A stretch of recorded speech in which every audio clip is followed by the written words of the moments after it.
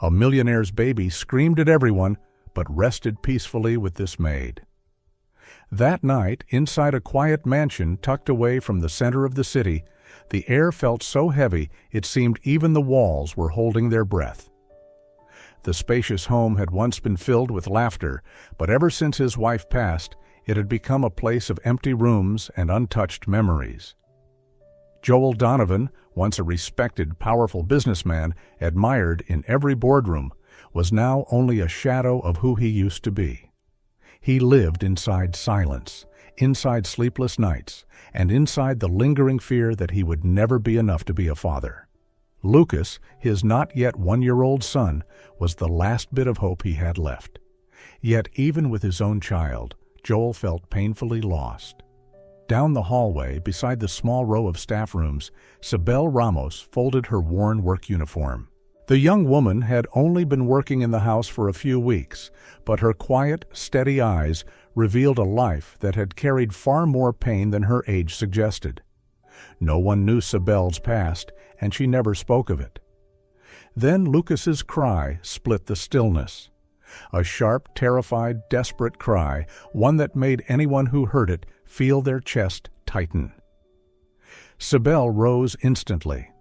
She didn't know that moment, the instant she walked toward the nursery door, would change the lives of 3 people forever. Lucas's cries grew louder, echoing through the house that had become so accustomed to Joel's silence. The sound wasn't just a baby's cry. It was a plea, as if his whole little world was collapsing. Sibelle froze for a single heartbeat in the dark hallway, inhaled deeply, then rushed toward the nursery. The stench of an unchanged diaper hit her the moment she touched the doorknob. Her chest tightened. Without hesitation, she turned the handle and stepped inside. The scene struck her like a storm. Joel was slumped on the edge of the bed, still wearing the business suit from that morning, tie crooked, shirt wrinkled, hair an exhausted mess. His hands covered his face, his shoulders trembling as if he were fighting to hold himself together. On the bed, baby Lucas writhed, diaper open, filthy. Milk from a toppled bottle soaked the white sheets, creating a chaotic spread of stains. The smell of the diaper, the spilled milk, the exhaustion, the despair, it all hung heavily in the room. "Joel," Sibelle whispered. No response. She took one step forward, and he jerked his head up. His eyes were bloodshot, sleep-deprived, terrified, defeated. "Get out!" Joel snapped, the words cracking more from exhaustion than anger. Sibelle froze, but Lucas's desperate cry pierced straight through her. She shook her head and stepped forward anyway. "I'm sorry, but he needs help now," she said, her voice soft but steady. Joel opened his mouth as if to argue, but no words came. He simply stared at her, like a drowning man, unsure whether to reach for the hand offered to him. Sibelle walked straight to the bed. She lifted Lucas with such practiced gentleness that the baby quieted almost instantly. She held him against her chest, swaying softly, whispering a soothing shh against the top of his head. "It's okay, sweetheart. It's okay," she murmured. Lucas's wailing weakened, shifting into tiny hiccups. His tiny fingers curled into her uniform, clinging for safety. Joel lowered his head, defeated by his own helplessness. "I can't do this," he said, voice rough and cracked. Sibelle looked at him, her eyes full of rare, quiet empathy. "No one knows how at first," she said. "You're just exhausted." She carried Lucas to the small bathroom, ran warm water, and washed him gently while speaking to him in that silky soft whisper. 10 minutes later, he was clean, calm, and dressed in a pale blue sleeper. When she returned to the room, Joel hadn't moved an inch. "You need to rest a little," she said, placing Lucas into the crib. Joel stared at her like she was something he couldn't understand. Why would you do that?" he asked. "It's not your job." Sibelle adjusted Lucas's blanket before turning to him. "Because the baby needs me," she said. "And maybe you do too." The words made Joel close his eyes, as if she had touched a wound he'd kept hidden for too long.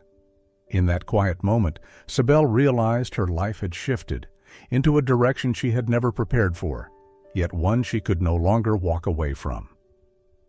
From the very next morning, the house began to change, not through grand gestures, but through details so small only those paying close attention would notice. Yet it was precisely those small shifts that created an entirely new rhythm. Just as the first sunlight brushed across the balcony, Sibelle quietly entered Lucas's room. The space still carried the warmth of sleep, a soft glow settling over the baby's half-drowsy face. She changed his diaper with practiced, gentle motions. She always spoke to him as if he understood every word, her voice light like a lullaby. "Good morning, sweetheart," she whispered, smiling when Lucas replied with a tiny coo. She prepared his bottle, supported his head, and fed him slowly. Drops of milk gathered at the corner of his mouth, making her let out a small laugh, one of the rare smiles even she didn't realize she had forgotten how to make. At the doorway, Joel stood still, leaning against the frame, arms crossed.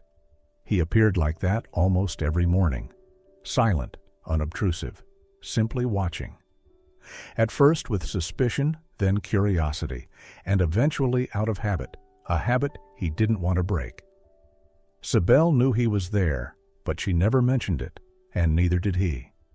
They simply shared the quiet warmth of the moment, where Lucas's soft breaths and Sibelle's gentle humming blended into something peaceful. One morning, Joel broke the silence. "You have a nice voice," he said quietly. Sibelle startled so much she almost dropped the bottle. "Sorry? I didn't know you were there." "It's fine." Joel stepped closer. "Lucas likes it." Her cheeks warmed as she looked down. "My grandmother used to sing to me," she murmured. "I think it stayed with me." "She raised you?" he asked. Sibelle paused. A faint shadow crossed her expression. "Yes, in a way," she answered simply. Joel sensed the hesitation and didn't press further. He only watched the tenderness with which she cleaned Lucas's mouth, how she held the boy as if she feared dropping something fragile.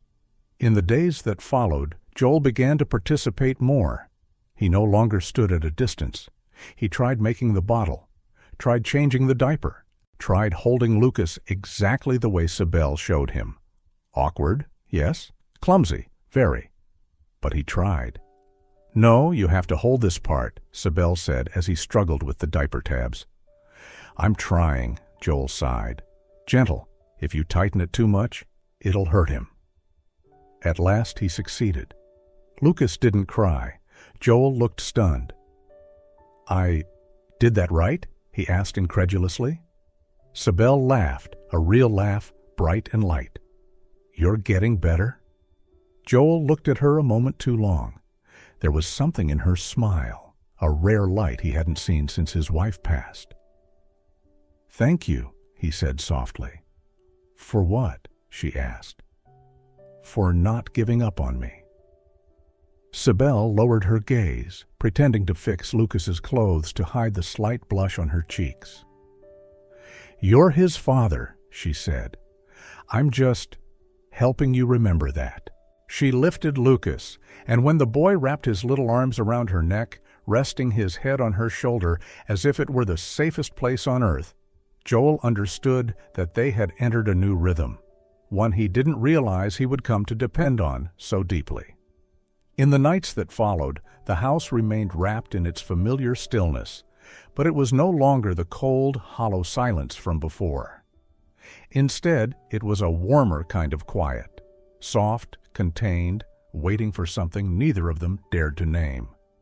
Lucas still woke in the middle of the night, searching for warmth. But unlike before, Joel was always the first to rush upstairs. He lifted the baby, soothed him, tried everything Sibelle once did. Yet Lucas still clung to her more. And that night was the same.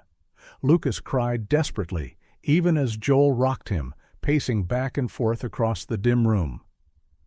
"I can't do this," Joel whispered, voice cracking with exhaustion and something that felt like failure. Sibelle appeared at the doorway like a familiar shadow. Her hair fell loosely over her shoulders, her face still soft with sleep, but her eyes carried that gentle calm that made it impossible to be irritated with the baby. "Give him to me," she said softly. Joel hesitated, then handed Lucas over. And like magic, within seconds, the crying turned into tiny hiccups, then faded completely. Lucas snuggled against her shoulder, clutching a strand of her hair like it was a lifeline. Joel sat down beside the crib, releasing a sigh he didn't mean to let slip. "Why am I so bad at this?" he murmured, avoiding her gaze. Sibelle sat on the edge of the bed, rocking Lucas slowly. "You're not bad," she whispered.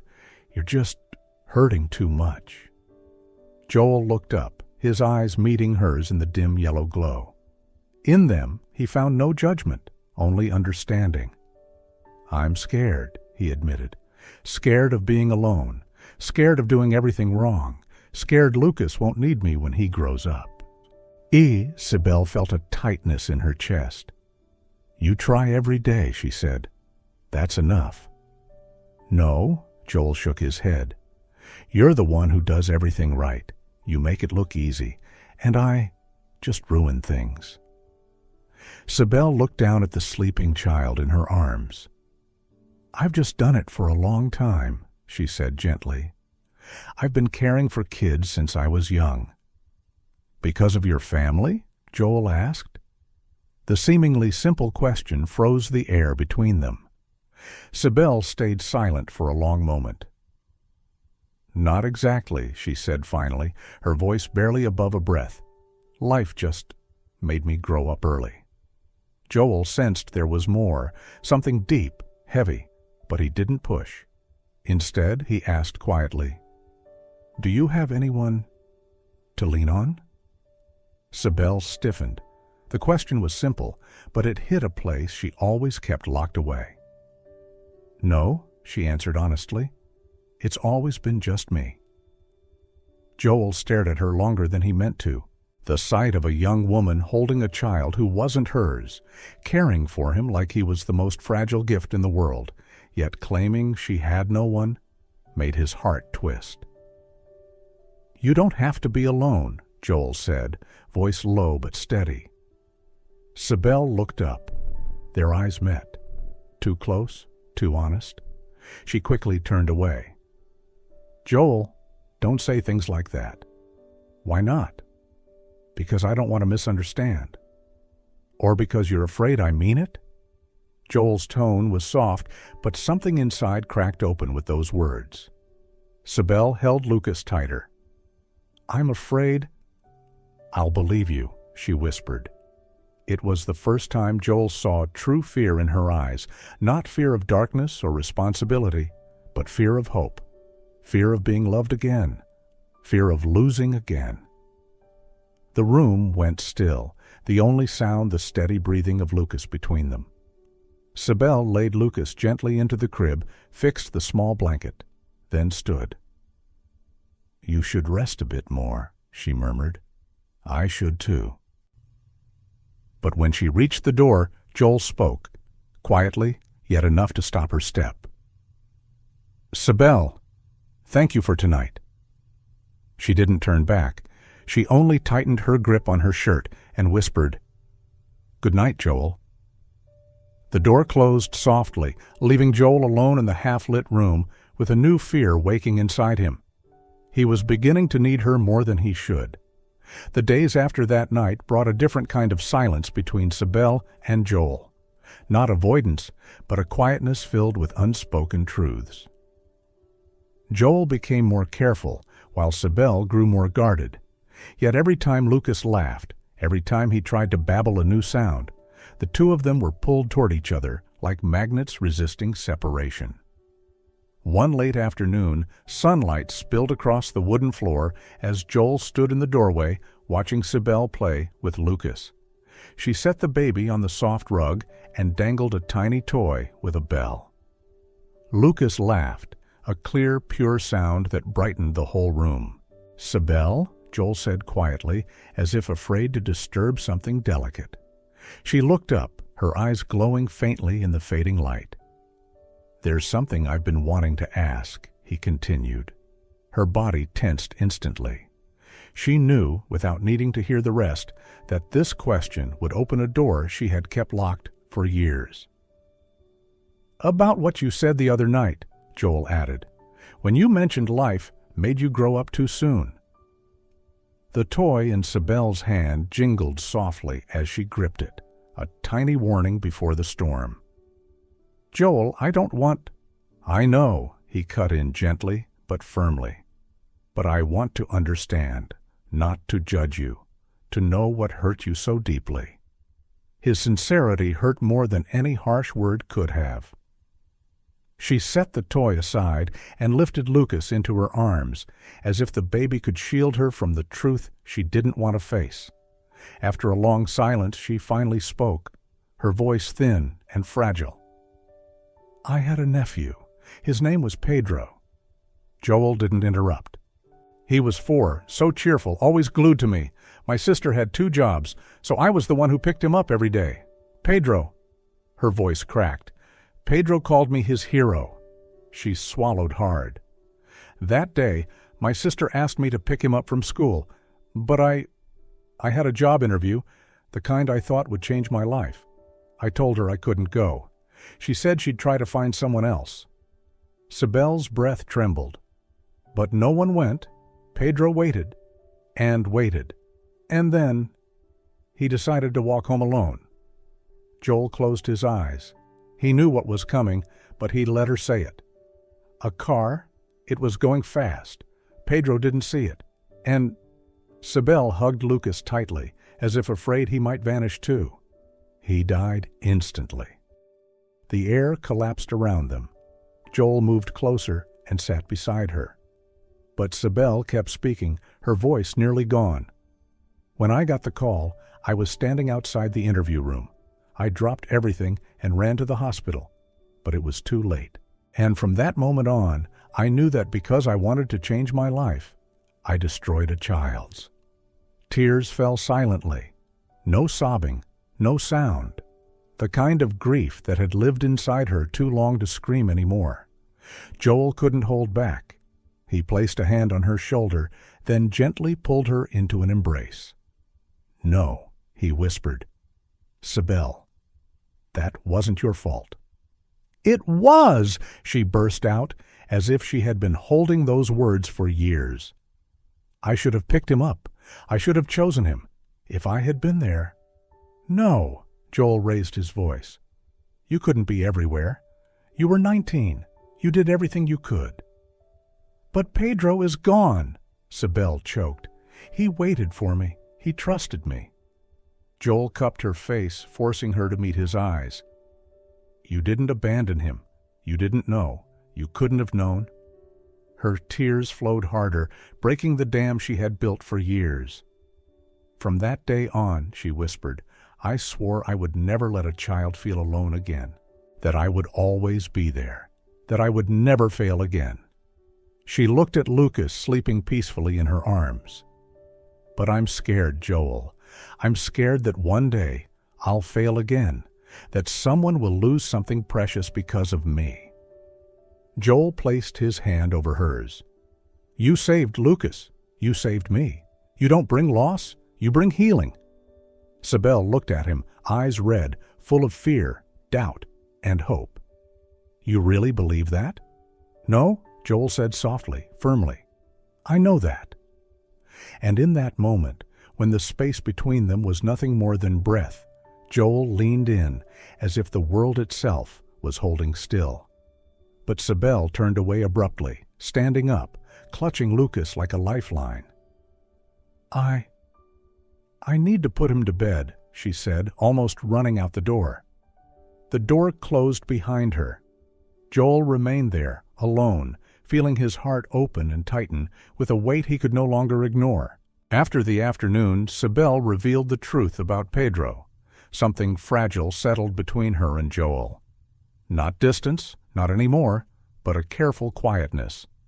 Both of them walked softer, spoke softer, as if afraid the wrong breath would shatter whatever was forming between them. But someone in the house didn't like this one bit. Raquel. Raquel had been working there for 3 years, long before Sibelle arrived. She was used to being noticed, used to Joel depending on her, used to being the one who knew everything.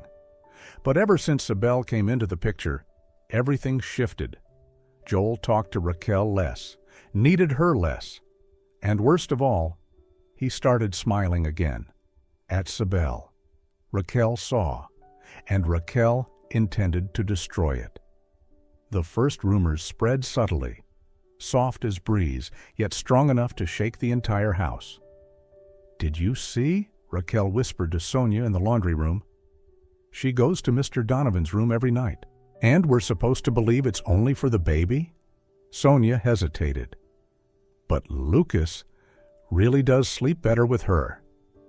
"Sure he does," Raquel snorted. "She knows exactly how to make a man depend on her." Whispers crawled through the house. Cold glances followed Sibelle everywhere. Conversation stopped when she entered a room. She felt all of it, but she didn't know it was only the beginning. That afternoon, as Sibelle carried Lucas into the kitchen, Raquel entered the kitchen with a slow, deliberate calm. An envelope held between her fingers like a weapon she couldn't wait to use.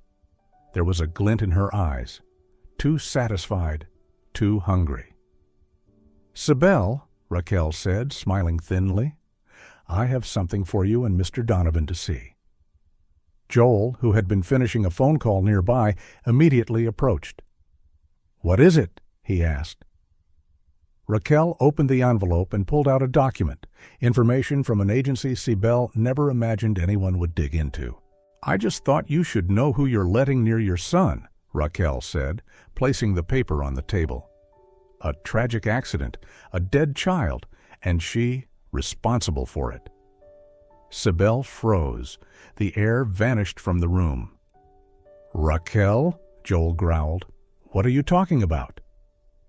"I'm talking about the truth," Raquel smirked.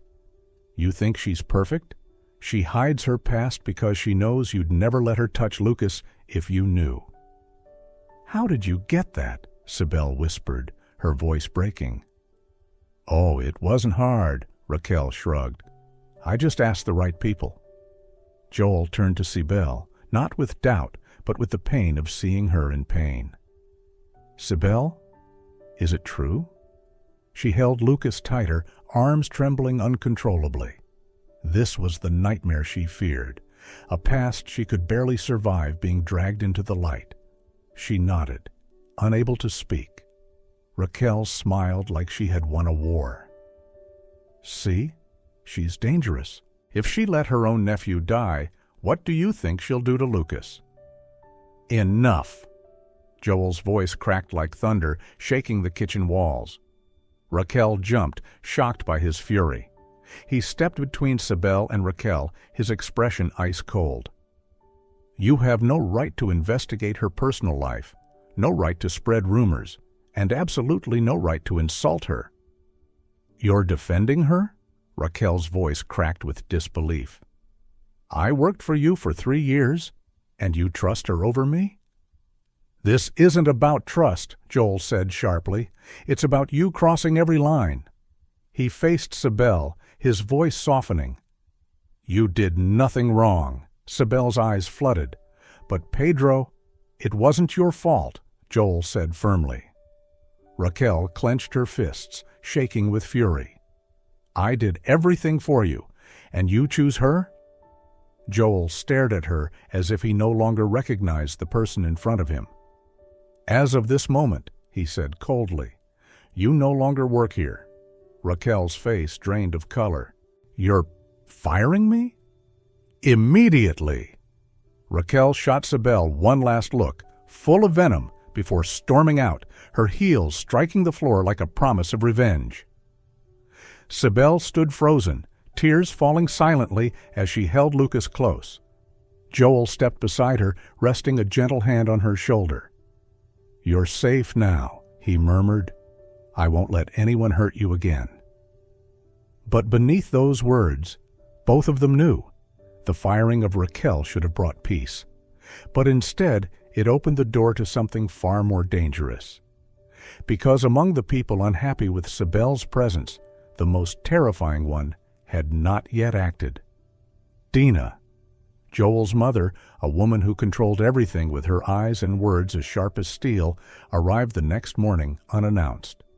When the front door opened, Sibelle froze with Lucas in her arms as Dina walked in, her face filled with disgust. "Who allowed her to stay here?" Dina demanded. "I did," Joel said as he came down the stairs, his eyes cold as a blade. "You don't have the authority to fire anyone in this house." Dina spun to face him. "This house belongs to our family, Joel, and our family does not harbor someone with such a filthy past. You know what she did, don't you?" Sibelle held Lucas tighter, her entire body locked up. "You don't know anything," Joel said sharply.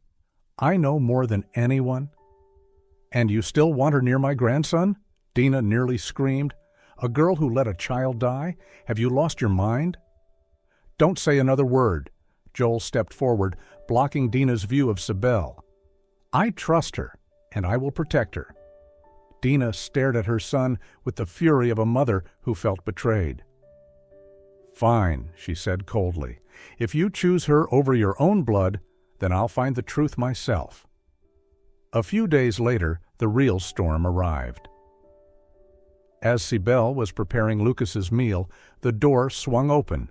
Dina stood there, and beside her was a woman Sibelle never expected to see again. Lucia, her sister. Her face was drawn, her eyes red, filled with old pain and unresolved resentment. "Sibelle?" Her name came out like a blade. Sibelle went still. The world collapsed into a tight, airless space. "Dina wanted to hear the truth," Lucia said, her voice shaking. "And I came to tell it."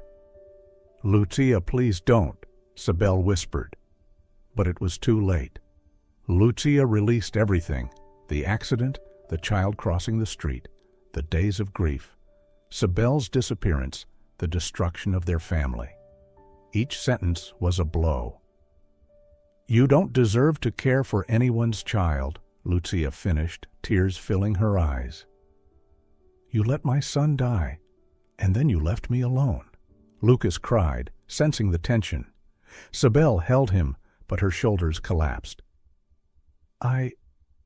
I can't do this anymore," Sibelle whispered, her voice collapsing under years of buried guilt. "Everywhere I go, someone gets hurt. I can't let that happen again."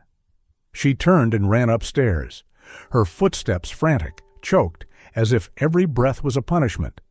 For the first time since she entered this house, Sibelle decided to leave. But as the door of the past slammed shut before Sibelle, another door waited at the end of the hallway, the one leading to a choice she never believed she deserved. Sibelle's small room glowed under the soft yellow light. The suitcase lay open on the bed, clothes folded hastily, trembling like her own hands. Each item she packed felt like cutting away the last threads of hope. "I can't make things worse," she whispered, though the words weren't strong enough to stop her tears. She had just pulled the zipper halfway when footsteps rushed down the hallway. "Sibelle!" Joel appeared at the door, breathless, as if he'd raced against time itself to stop the inevitable. His eyes fell on the suitcase, and his world collapsed. "What are you doing?" he asked, voice rough with fear. "I have to go," Sibelle said without looking at him. "I shouldn't stay here anymore." "No." Joel stepped inside and closed the door. "You can't walk away like this." "I don't have a choice." Her hands trembled. "My presence is ruining everything. Your mother hates me. My sister hates me. Everyone in this house." "What about me?" Joel cut in. "Did you think about me?" His voice broke and Sibelle froze. "Joel, you'll be fine. You have Lucas. You have family. I need you." The words stopped her breath. Joel moved closer, his gaze raw, unguarded. "Since the moment you stepped into this house, I started breathing again. I started living again. You saved Lucas, and you saved me." Sibelle shook her head, tears falling. "You think that because you're hurting, because you're lonely. You're mistaken." "No," Joel whispered. "For the first time in months, I know exactly what I'm feeling, and I'm not mistaken." He cupped her face gently, as if afraid she might disappear. "I love you, Sibelle." Her heart clenched painfully. "Don't say that," she whispered. "I won't survive it if you're lying." "I've never been more certain of anything in my life." Sibelle closed her eyes, hands trembling with old fear. Fear of hurting, fear of losing, fear of repeating her past. "And Pedro," she whispered. "You can't bring Pedro back," Joel said softly. "But you can save yourself." In that moment, every wall she had built collapsed. Joel pulled her into his arms, and when their lips finally met, it wasn't a perfect kiss. It was trembling, broken, desperate, the kind that happens when two people who have been hurting for far too long finally allow themselves to breathe in each other. When they parted, breathless, Sibelle rested her forehead against his. "I'm so scared," she whispered. "So am I," Joel murmured. "But we'll be scared together." Silence, and then Sibelle nodded. "Okay," she breathed. "I'll stay." For the first time, she chose to stay. Not out of duty, not out of guilt, but out of love. And once Sibelle chose to stay, the things that had seemed to crumble slowly began to fall back into place. Fragile, tentative, but real. For the first time, the house felt like it held the promise of peace. That peace lasted only until the next morning, when the familiar cold knock shattered the quiet. Dina had returned. She entered with a defiant expression, certain that a few sharp words would be enough to pull Joel back into the mold she wanted for him. But Joel was no longer the man weakened by grief. He stood in the middle of the living room, his eyes firm enough to make even Dina falter. "Get out of my house," he said, each word like a clean, cold cut. "And don't come back if you intend to insult this woman again." Sibelle stood at the foot of the stairs holding Lucas, her hands trembling slightly, unsure whether she should be afraid or grateful. Dina looked at them, bitterness burning in her eyes, as if Sibelle were the thief who had stolen her son. But this time, Joel had chosen. Dina understood, and she turned away without another word. When the door closed, the entire house seemed to breathe for the first time in months. The days that followed passed gently, like an unexpected gift. Lucas became astonishingly cheerful, clinging to Sibelle as if she were the safest place in the world. Every morning he reached out to be held, calling Belle in his bright little voice, making Sibelle laugh, even while her heart still carried its old wounds. In the evenings, after Lucas fell asleep, she and Joel sat on the sofa watching TV, speaking little, yet the peacefulness between them filled the entire room. Then one day, Lucas began to walk. In the middle of the living room, the little boy wobbled step by step, his small legs trembling but determined. And when he fell into Sibelle's arms, laughter rang out so clearly that Joel could only watch, eyes shining with a joy he never thought he would feel again. One afternoon, as the sunlight slanted across the porch, the doorbell rang. Sibelle opened the door and found Fernanda, Joel's sister, standing there. Not cold anymore, but hesitant, as someone carrying an overdue apology. "I came to say something I should have said long ago," Fernanda murmured. "I was wrong about you." Sibelle blinked, surprised, her heart softening as Fernanda added, "If you'll allow it, I'd like to start over." At that moment, Lucas toddled over, hugging Sibelle's leg and laughing, "Bebel," making all three of them laugh. And in that simple moment, Sibelle understood that a family, no matter how broken, could be pieced back together with love, little by little. 6 months after being thrown out of the house, Dina returned.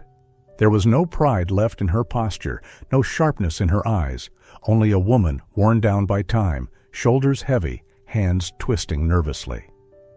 Sibelle opened the door, her heart tightening, but she didn't step back. Dina lifted her gaze, and for the first time, all her hardness was gone. "I came to apologize," she said, her voice trembling as if unfamiliar with the words. Joel stepped behind Sibelle, but Dina raised a hand to stop him. "Let me finish. I was wrong. I let fear control me, and I hurt you, hurt her, and hurt Lucas." Sibelle stayed silent. Lucas ran out from the living room, wrapped himself around her leg, and looked up with a bright smile. That tiny moment softened something inside her. "I'm not forgiving you because you deserve it," Sibelle said gently. "I'm forgiving you because Lucas needs a family without hatred." Dina reached out with a trembling hand, brushing Lucas's cheek before breaking into quiet sobs, the first honest tears she had shed in years. Joel slipped an arm around Sibelle, drawing all three of them closer. And in that quiet embrace, the final wounds stitched themselves shut, slowly, softly, but for good. And once the last wounds finally closed, what remained between them was no longer fear or doubt, but a love that had been tested, proven, and chosen again and again, a love strong enough to begin a new chapter. That night, the star-filled sky looked like it had been woven from strands of gentle light. Joel and Sibelle sat on the porch, watching Lucas sleep peacefully in her arms.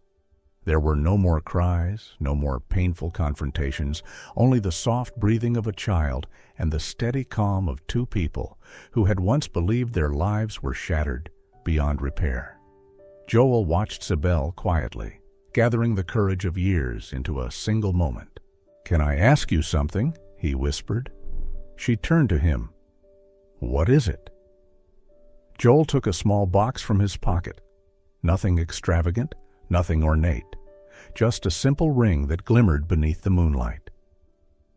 "The day you walked into my life," he said, voice unsteady with everything he had been holding inside. "I didn't understand it then, but you were the first breath I'd taken after drowning for so long. And now, I want to choose you. Today, tomorrow, for the rest of my life, if you'll let me." He opened the box. "Will you marry me?" Tears fell from Sibelle's eyes before her smile could even form. "Yes," she whispered, breathless but certain. "Yes, of course yes."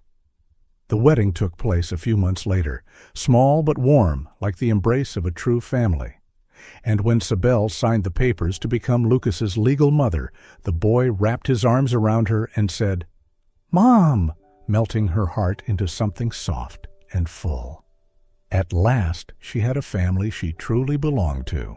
Years later, with Lucas running freely through the garden and the laughter of their second child echoing across the porch, Sibelle stood by the window, watching her family as if witnessing a miracle she had never dared to dream of. Joel wrapped his arms around her waist from behind, placing a gentle kiss on her hair.